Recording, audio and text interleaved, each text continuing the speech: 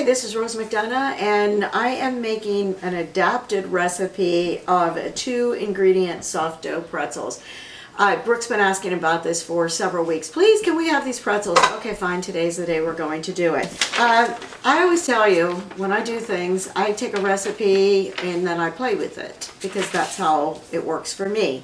This one happens to come from a place called the Gunny Sack. I got it online because a friend of mine had said, oh my gosh, I tried these recipe and it was delicious. I tried it too. Yeah. Didn't use exactly the same ingredients, so I've had to play. That's just how it goes. The first thing I need is self-rising flour. I don't have self-rising flour. Do you have self-rising flour hanging around? No? Then you need to know how to adapt it as well. So I used 1.25 cups. They say 1 cup and 2 tablespoons, but I did 1.25 cups of flour. I added to that 1.5 teaspoons of baking powder and 1/4 teaspoon of salt, and I just whisked it up. I could have done it in the bowl, but quite honestly, it's like fingernails on a blackboard when I use this metal thing in the metal bowl. It just doesn't work for me. I am going to use my dough hook because I have it and it surely makes it a little bit easier. If you don't, you're going to use a regular mixer. To this, I need to add a full cup of Greek yogurt, fat-free Greek yogurt. Made the mistake the first time of saying any yogurt will do as long as it's plain. Not true. Was awful. Ended up with 3 cups of flour to try to get it to what I needed it to be. It needs to be this thick, thick, thick, thick, thick yogurt. See how thick that is coming through? That's what you need. So the 2-ingredient has now turned into 4-ingredient, which is a lie anyway because I'm going to use other things. I'm going to have boiling water later. Have you ever made pretzels? I've made pretzels using yeast before. That's what made this one so cool, because I didn't need to have yeast. And, you know, since the pandemic stuff is still going on, yeah, hard to come by yeast these days. All right, so I now have this together. I'm going to put my mixer on. I have to turn this on slow to start it out, because otherwise I'm going to have a mess. And I'm putting my dough hook on. Once I get the dough hook on, of course, we'll have to, it's hard for me to do with here. I'm going to start it out really low. Slow speed, it says, just to start it out. So slow speed, I'm going to read the directions to you. Mix it low speed just until combined. Oh, this drives me crazy. This is when I say, why can't I just use my rubber scraper to put it together very quickly? So if you are finding the same as me, that it annoys you that it takes so long to start putting it together, take your rubber scraper, mix it in. It's going to be very thick. That's the only way I can explain it, because it needs to be. You don't want it to be like a batter, like a cookie batter. You need it to be much thicker. I'm just going to mix this here a little bit, and I'm going to scrape my rubber scraper off actually onto my dough hook. Lots of times you can do it onto the sides of the bowl, but what a waste that would be, and I want all of it in there. All right, I have a little bit, but I'll have that back in it again. Lift it back up again, and because it's mixed, I'm going to go ahead and turn it a little bit higher now. There we go. I don't have to worry about the flour flying. So this is going to mix for about, I don't know, 3 minutes, I guess, is what it's going to be. So Brooke will go, and she'll make it go really fast so that you don't have to be waiting for me for 3 minutes. And then we're going to pull it out, and we're going to knead it. I always say it's like the miracle of cut and paste, that we were able to just stop the camera, wait for 3 minutes, and get reset up for the next step. So while this was going on, I was getting my water ready to boil. I didn't need to be sitting here watching it work. That's the nice thing about a stand mixer. You can walk away and let it do its thing. I'm going to turn this dough, which is a really nice dough. It's a little bit sticky. I expected it to be a little sticky, so I always have a little bit of extra flour here ready to go. I'm just going to bring this together, knead it just a little bit, not anything major, just enough to make sure I've got the whole thing has come together very nicely, which I think it has. And then once I do that, a little bit stickier there. Once I have it, a nice looking dough, not too many bubbles in there, I'm ready to go. This is my last thing. I'm just turning it a little bit, making sure I've brought it all together. That's all you need to do. It's such an amazingly soft dough. It's almost the same as the soft dough that we did for cinnamon rolls, but this one's made with that weird ingredient called yogurt. All right, the recipe tells you to cut it into 6 pieces. So I'm gonna do this, here, here. You should try to get them to be even. I'm obviously not even.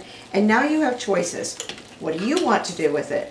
Do you want to make this into a long, regular pretzel?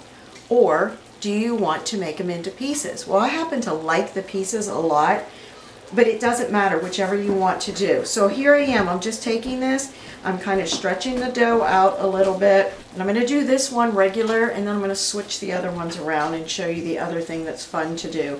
My family actually prefers it the other way, which is just having the pretzel pieces. If I go to, what's it called, Auntie Anne's, I think it is. If I go to Auntie Anne's, this is what I prefer to get, is the pieces of them. So if you're going to do that, you would take it. This is still not long enough. It would take a little bit longer to bring this out. And it's a very simple thing. You bring it up. Gosh, I haven't done this in so long. And then you bring it down like this. Fun fact, one of the reasons that these pretzels were invented, really, I looked this up. This is true. It was invented is because when Catholic children, before they had their first communion, would go up at communion time, they weren't allowed to get communion. So what they did is they crossed their hands in front to say, I'm not getting communion, I just want a blessing. Oh my gosh, it took me forever to figure that out. So they want to get a blessing. And so with the blessing, then one of the priests decided that they needed something, and that's how they started getting, oh my gosh, they started getting the pretzel instead. I can't remember how to do it. Okay, forget it. I'm not doing that part. Let me just keep moving on. And we're just going to cut these, cut these, cut these, cut them. And there's other things that you have to do. I need to, into my boiling water, which I just turned down, it was boiling, I need to add 2 tablespoons, not teaspoons, tablespoons of baking soda. Baking soda helps to cover them a little bit, and it will give them the nice edge to that. Want to dissolve that. Once that's dissolved, I'm ready to lay these in. You can toss them in. Usually I use a bigger pot, but it's a whole lot easier for you to see it with here. So flip them over. How long? I don't know. A few seconds. Just enough that you make sure that they're all completely covered. I'm not trying to brown them or anything like that. All right, let's let them in there. They're going to start to get soggy.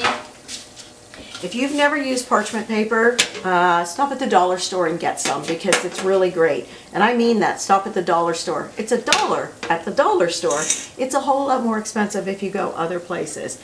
So see how it's starting to bubble? That's exactly what I'm looking for. I'm going to pull this out, and I'm just going to layer them on here. Once I layer them on here, I'm going to bake them in the oven. I've already preset my oven for 425. It beeped off a few moments ago. It's ready to go, and then when I pull them out, I'm going to brush them with melted butter. Then you decide what you're putting on them. Do you want to put some salt on? I don't happen to have the thick salt that they like you to have, which is the pretzel salt. I have kosher salt. You can also use cinnamon and sugar at that time. If you're not wanting to use cinnamon and sugar, maybe you want to make a variety of some herbs together, some Parmesan cheese. Whatever you want is what you can add to them. So I'm going to finish these off. Once I get this finished, then we're going to go ahead and put these in the oven. And when I pull them out of the oven, you'll get to see what they look like. All right, so I baked these, and I kept them in the baking soda. I tried to figure out about how long I was keeping them in, about 20 seconds or so, just enough for them to puff up a little bit. Then I have my melted butter, which I probably should go back and remelt it, but it's going to hit these hot pretzels. It says 7 to 12 minutes, which is a fairly large amount of time. I would say you're probably better off, if you're using small ones like this, to go 7 to 9 minutes, maybe 10. You just have to check, because your oven might be a little bit hotter than my oven, and it might be a little less. Obviously, I'm also using the little nuggets instead of using the pretzels, which I did finally figure out how to go ahead and shape them. I knew how to do it, I just couldn't seem to remember under pressure. So I'm going to use this, and then I'm going to put some salt on top of it. The only bad thing about this salt is it is thick and it's hard to come out through here, and I like a really well salted pretzel. Use salt to whatever your taste buds are. You can dip these pretzels in cheese sauce. You can dip these pretzels into the cinnamon and sugar, as I mentioned before. You can pop them in your mouth and enjoy them. Any way that you want to do it is fine. They're fairly tasty. You'll notice that the tops aren't so brown, but the bottoms have started to brown really nicely. I admit, we pulled two aside, and Brooke and I already tasted them. They taste pretty good. They're a lovely soft pretzel. You do not have to put them into the baking soda water, but I want you to know if you skip that step for whatever reason, they're just not going to get the harder exterior that you expect. You want it to be a little bit firmer on the outside and soft in the middle, so you need to do that one. Okay, so people have been leaving comments here, there, and wherever. I started putting their names down.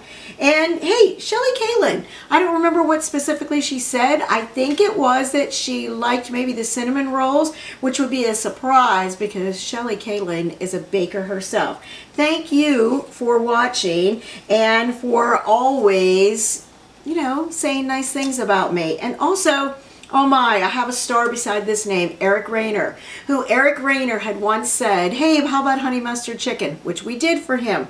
But Eric Rayner, who was my first student, one of my first students when I started at Riverside, how many years ago, has stayed as a person on my Facebook page, and Eric shares every one of my recipes, and for that, Eric, I really appreciate it. So hey, why don't you subscribe, because I'm starting to add all the names of the subscribers, and I'm going to try to pull 2 out every time. Thank you so much. I hope you make these, and I hope you enjoyed them today.